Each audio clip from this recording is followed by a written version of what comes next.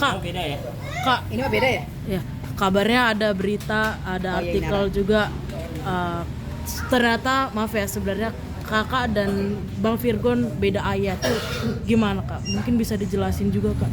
Oke. Seperti biasa, gue orangnya nggak suka bohong, nggak suka drama, dan gue orangnya apa adanya. Kalau ditanya itu, gue jadi diri gue sendiri. Memang kenyataannya seperti itu. Sedikit gue mau bercerita, gue dan Virgon memang kami beda ayah. Virgon, gue anak pertama, Virgon anak kedua, dan jelas nyokap terlebih dahulu menikah dengan ayah gue, dan setelah nyokap menikah, gue masih sangat kecil, dan itu mereka berpisah. Dan setelah itu nyokap ketemu lagi seseorang, dan itulah ketemu nyokap bokapnya Virgon. Dan kita nggak tahu jalan hidup seseorang. Gue nggak mau ngejudge nyokap gue soal itu, no, karena kita juga tidak tahu kedepannya kita akan seperti apa, akan bagaimana.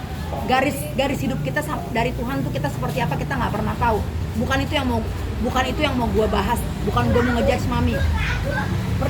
Berjalannya waktu, mami nikah ketemu bapaknya Virgon, dan mereka ada ketidakcocokan dan mereka juga pisah. Tetapi di perjalanan yang namanya hidup, seperti biasa, karena gue anak pertama, gue tulang punggung.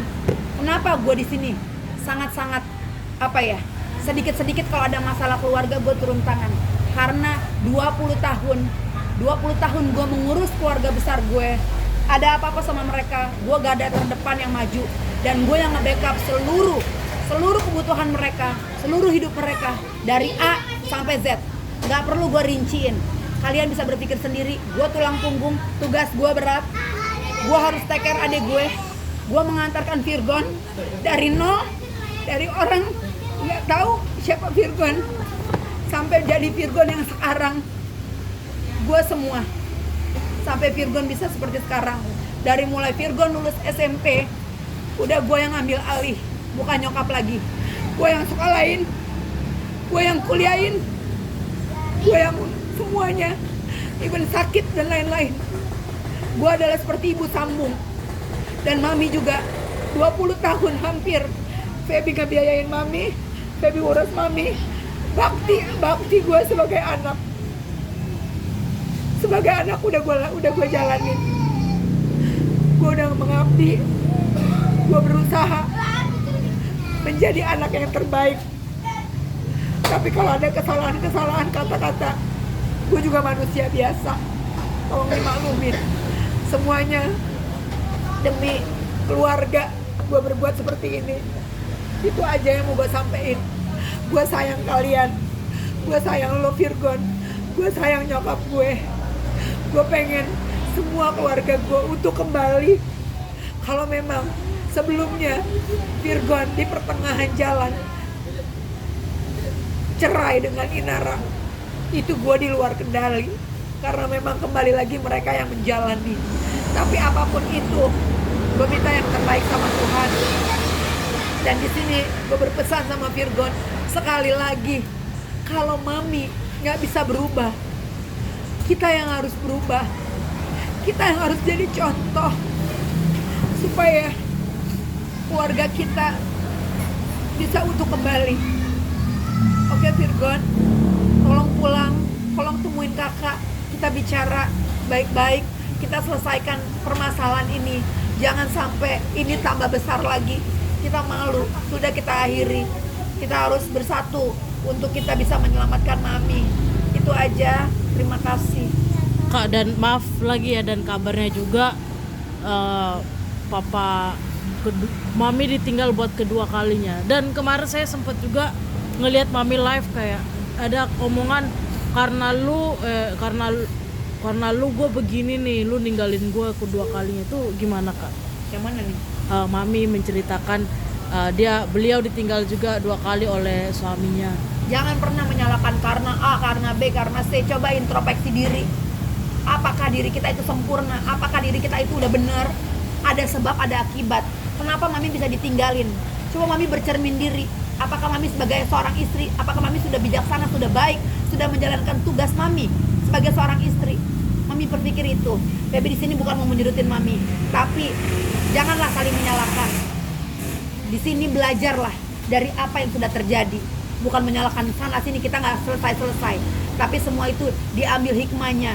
Belajarlah memaknai hidup ini, memaknai apa pesannya dari setiap permasalahan, apa mau Tuhan. Karena terkadang Tuhan kasih kado, kasih hadiah kita itu bingkisannya bisa dari masalah, nggak selalu bingkisannya itu kelihatan baik. Jadi dalam setiap hal, masalah, musibah, apapun, kita ambil hikmahnya, dan pasti ada sesuatu kebaikan dari semuanya. Itu aja sih. Tapi sorry Kak, sempat ketemu lagi Kak sama Papa? Itu udah dari kecil. Sempat ada ketemu keluarga waktu gua kelas berapa ya, SD lah, mau naik SMP. Dan itu bokap gua udah kawin lagi. Dan akhirnya gua rasa, gua kan orangnya apa ya, karena dari kecil udah terbiasa mandiri, udah terbiasa tidak ada figur seorang ayah. Jadi dengan waktu itu dicari cukup sulit ya, karena dia ada di Padang pada saat itu. Ini bokap gue, bukan bokap Virgon. Kalau bokap Virgon ada di Pontianak, ada di Kalimantan. Bokap gue Chinese, bokap gue Manado, bokap gue ada mix Greek gitu, Yunani lah, begitulah.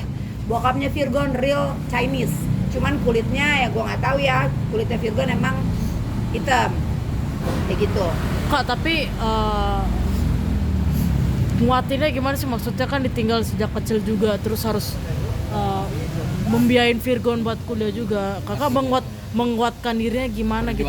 Perjuangannya kayak Aduh, keras banget dong artinya. keras. Batu keras gak? Gue rasa gue lebih keras dari batu deh. Jadi kalau orang ngelihat, oh begini begitu, berdarah-darah, kepala jadi kaki, kaki jadi kepala. kan kakak berdarah-darah nih untuk kehidupan Virgon buat Ya lo mami harus juga. berpikir dong. Dan sekarang ada Survive. masalahnya, terus Gue lagi Virgonnya kan, mulai gue lagi yang harus nyapuin setiap masalah, yang masalah kalian. Gue juga harus yang, iya kena dampak, otomatis gue yang harus speak up dong di sini. Karena adik gue kan nggak mungkin, nggak mau dia kasus-kasus kayak begini. Ya gue cuma anak berdua, siapa lagi? Ya kalau Jordan, kalau si Mayong kan emang seneng. Ya gue nggak tahu ya.